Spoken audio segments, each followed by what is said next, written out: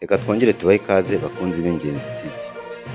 Abadepite aho kuvugira rubanda bavugira Guverinoma igaha icyuho rura cyo kuniga ubwisanzure bwa taransiporo. Kugeza ubu mu Rwanda hashize imyaka hakuweho ishyirahamwe atarafu ryatwaraga abagenzi bahere mu nzira. Abadepite aho kuvugira rubanda bavugira Guverinoma, imwe mu nzitizi zikomeza guheza umuturage mu bibazo bidashira. Abanyarwanda benshi bakomeje kwinubira abadepite kuko bagaragara bashaka amajwi, kongera kugaragara no kwegera rubanda bishakira abasubiza mu nteko. Umwe ku wundi bibaza impamvu abadepite badakorera ubuvugizi abaturage ku bibazo n'akarengane bakorerwa.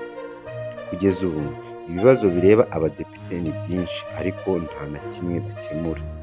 Ku rwego rw'ubutabera umuntu afungwa iminsi 30, imyaka igashira indi igataha agifunze. Ku rwego rw'ubuzima ubuvuzi burahenze ndetse no mu mavuriro amwe n'amwe guhabwa serivisi zimwe na zimwe mu bibazo.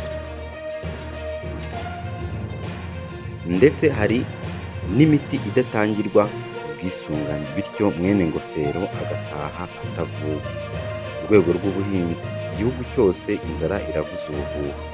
Ku rwego rwo gutwara abantu n'ibintu ni rumwe mu nzego ziri ku isonga mu zo abaturage batishimira. Bibaza impamvu rura ntacyo ibikoraho. Abadepite na rura ni ryari bazaha icyerekezo abanyarwanda ngo babakure mu rujijo ku bigendanye no gutwara abantu n'ibintu. Kuba rura yaritabye inteko ishinga amategeko ntigire icyo ivuga ku bijyanye n'abanyarwanda bahera mu magare ndetse no mu byapa amasaha arenga 4 nabyo ni ikibazo. Abashoferi binubira uko bamwe mu bakozi ba rura bakora, nk'aho babaca amande bitewe n'uko baramutse. Niba rura ari ikigo ngenzuramikorere, guheza abanyarwanda ku byapa babona bakorera muri sisitemu. Abadepite bazatange icyerekezo ku kibazo cya rubanda,